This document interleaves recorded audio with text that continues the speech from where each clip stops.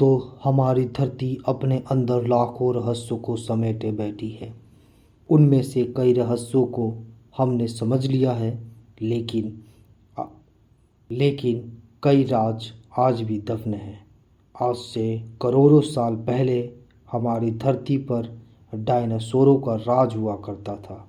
वैज्ञानिकों के मिले अब तक के कंकालों से डायनासोर के 1000 नस्लों का पता लगाया गया है।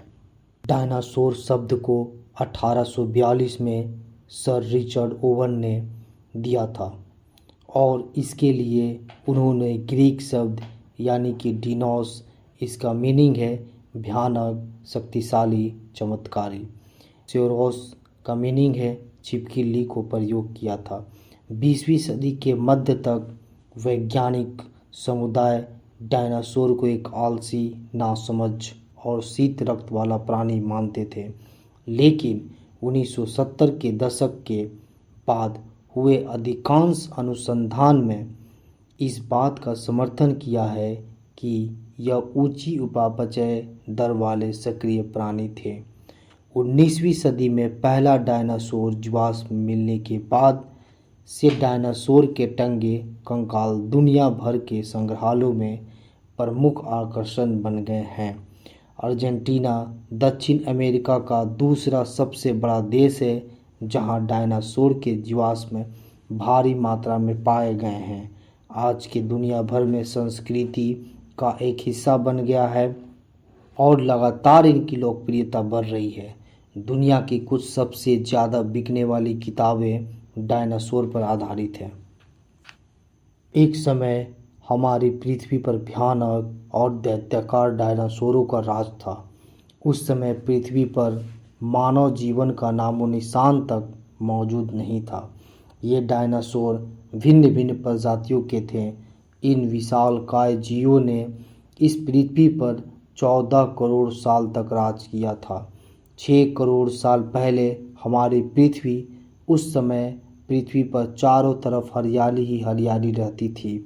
वातावरण एकदम शीशे की तरह साफ और मौसम सुहावना रहता था। डायनासोर इस मौसम में खूब फल फूल रहे थे। बोले तो एकदम मस्त जिंदगी जी रहे थे। डायनासोरों के साथ एक प्रजाति और मौजूद थी जो मैमल्स कहलाते थे।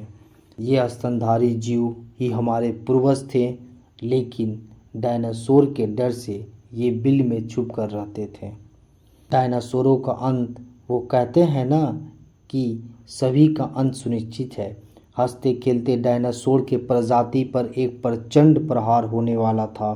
आज से लगभग 6.5 करोड़ साल पहले 10 किलोमीटर व्यास वाला उल्कापिंड अनियंत्रित होकर 70,000 किलोमीटर प्रति घंटा के प्रचंड वेग से पृथ्वी की ओर बढ़ने लगा।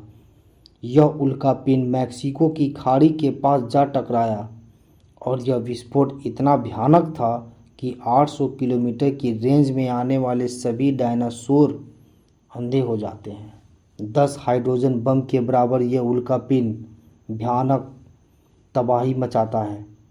जहां उल्कापिंड गिरा था वहां 180 किलोमीटर चौड़ा और 20 किलोमीटर गहरा गड्ढा बन गया था।